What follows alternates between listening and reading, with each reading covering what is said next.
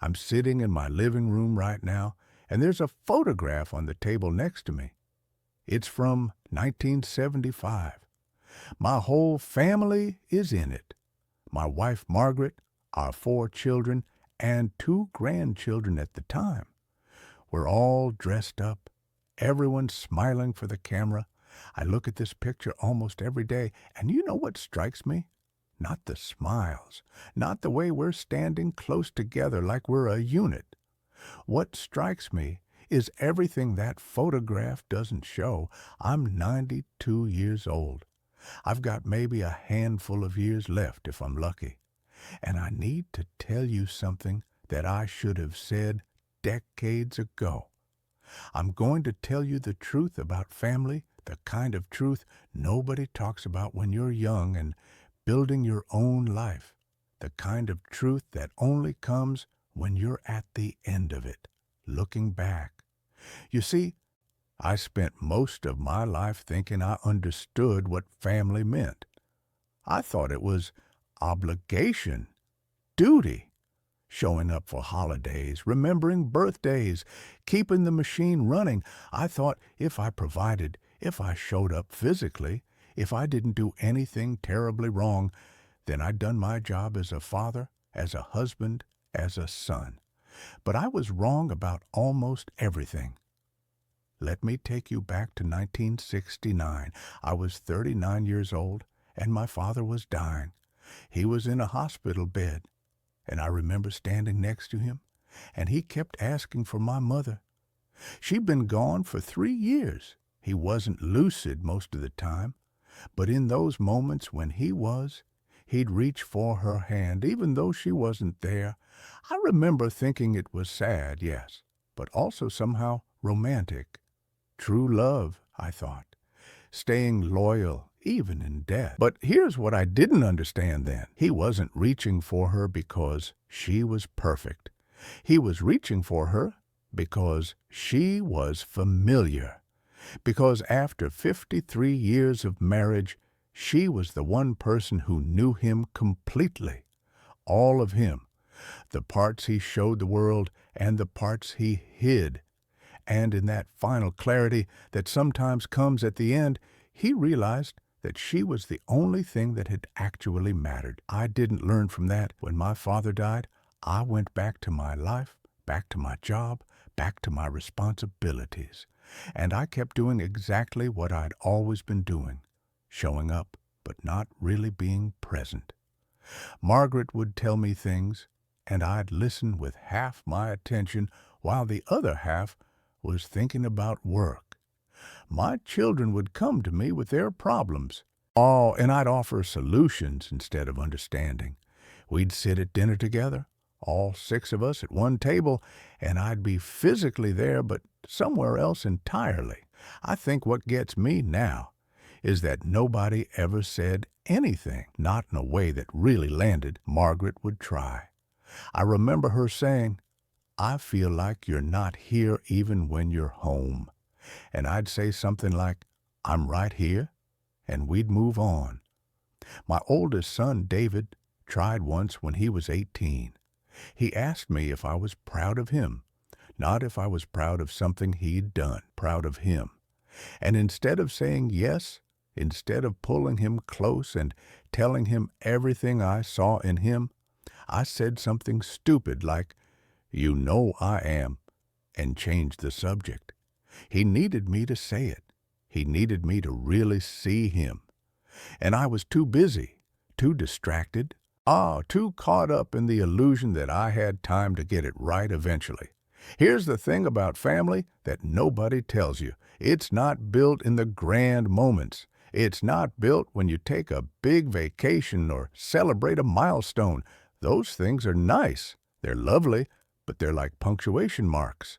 The real text, the real substance of family, is written in the ordinary days. I didn't understand that until Margaret got sick. She had a stroke in 1998. I was 68 years old, and I remember the hospital called me at work. I drove there breaking speed limits, thinking I was going to lose her. In some ways, I did. She recovered physically, but something changed. She was there, but parts of her were gone. Her memory, her independence, her ability to articulate what she was thinking and feeling, and I had to care for her. All day after day, for 7 years, I had to be present in a way I'd never been before. I had to help her dress, help her eat, sit with her when she was confused and frightened. And you know what? It was hard, but it was also the most honest time in our marriage. Because when she couldn't communicate, I had to guess what she needed. I had to pay attention to the small signs, the way her eyes moved, the way she held her body, the tone of her voice. I had to be fully there, not half there, not distracted. And in that necessary presence, I finally understood her. I understood her in a way I never had when I could just ask her questions. I spent 37 years with Margaret before she got sick, and I learned more about love in those 7 years of her illness than I had in the previous 3 decades. That's the real tragedy. Not that she got sick, that it took her getting sick for me to finally show up. She died in 2005. I was 75 years old, and I felt like my entire life had been a dress rehearsal for something I never got to perform.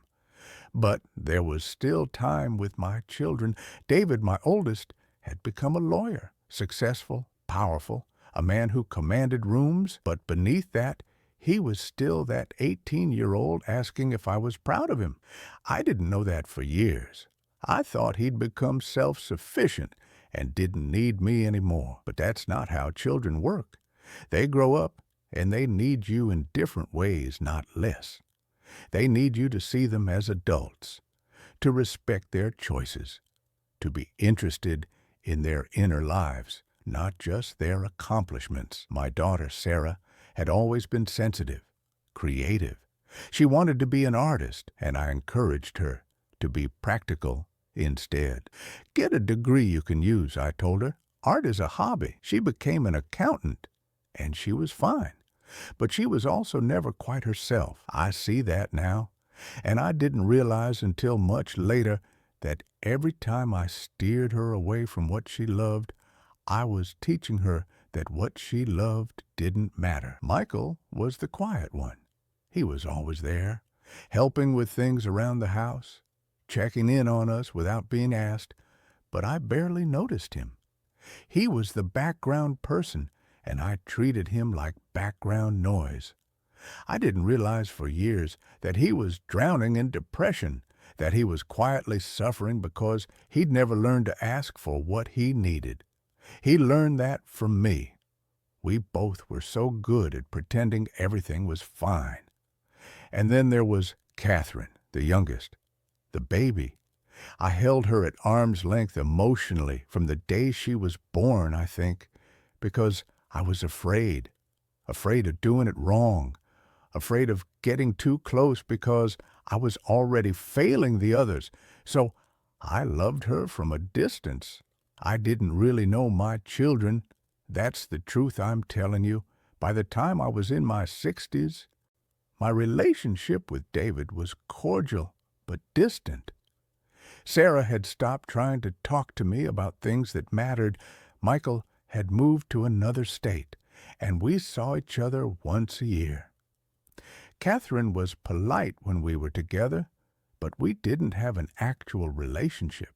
We had the form of a relationship. We showed up, we exchanged pleasantries, we performed our roles. But we weren't close. The turning point came around the time I turned 85. David got divorced. It was unexpected, sudden, and he was devastated. And he didn't call me. He called his mother-in-law. He talked to his therapist. He confided in his friends. But he didn't talk to me. And I realized in that moment that it was my fault. Not because he was resentful toward me. He was past that. He was just used to not going to me. He'd learned over 45 years that I wasn't the person to go to. I was the person who provided. I was the authority figure. I was the one who had the answers. But I wasn't safe. I wasn't a refuge. I called him, and I asked him to have coffee with me, just him and me. And when we sat down at that diner, I did something I'd never really done before. I asked him about his pain, not to fix it, not to offer solutions, just to understand it, and he cried. My son, 53 years old, cried in a diner with me, and I told him the truth. I told him I'd missed his entire life, not physically. I'd been at soccer games and school plays and graduations, but I'd been absent in the way that mattered. I'd been so concerned with being a good provider that I'd failed at being present. I told him I was sorry. I told him I'd wasted the gift of him. He forgave me. I don't deserve it, but he did. After that, things changed, slowly, awkwardly at first, but genuinely. David and I started having real conversations, not about the weather or what was on the news, but about what he was thinking, what he was feeling, what he dreamed about, what scared him. I started calling Sarah not to hear about her job, but to hear about the paintings she'd stopped making. She's picked up a brush again, by the way. She's 65 years old, and she's finally allowing herself to be an artist. It's one of the proudest things I've witnessed. I made a point to see Michael more. I asked him about his depression, really asked with genuine curiosity and without judgment.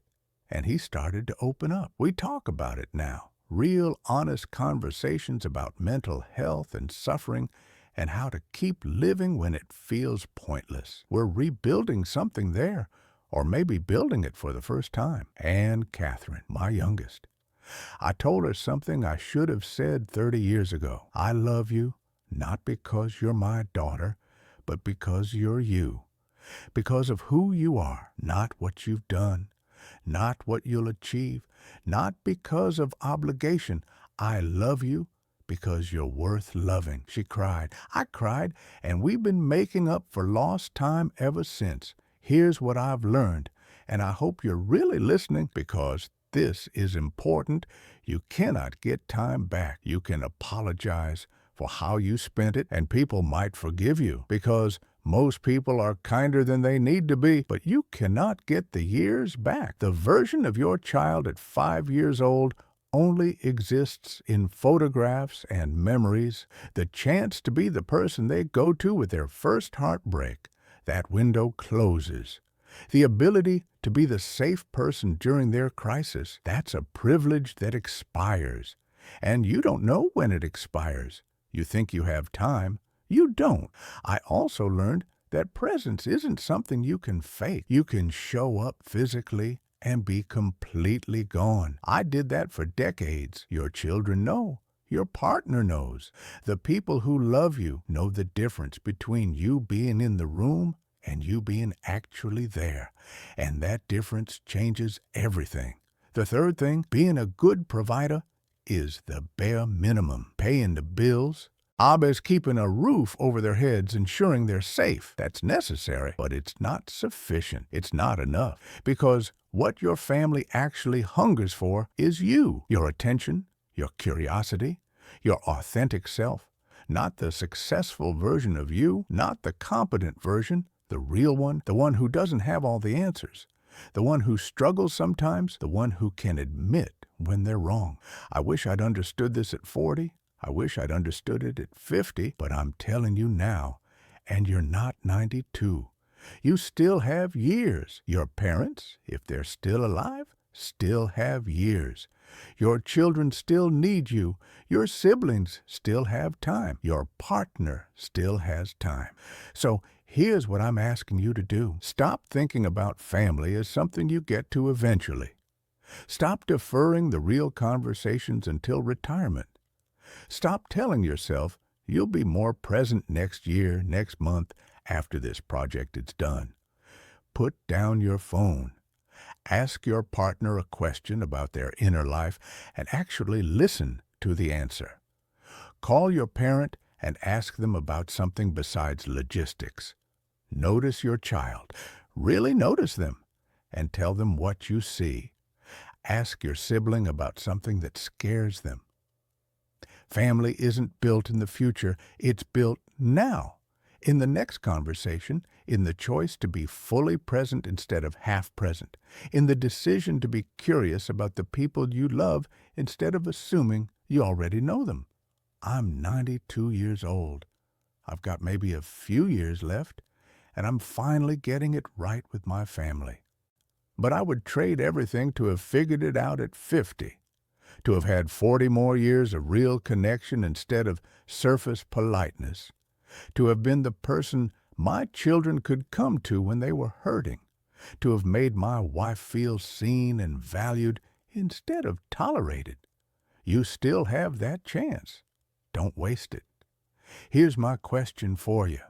When you're 92 years old, looking back at your life right now, what do you want to have done differently? Because the beautiful and terrible truth is that the answer to that question is already showing you what you need to do today. Don't wait until you're at the end of your life to figure out what mattered. Start now.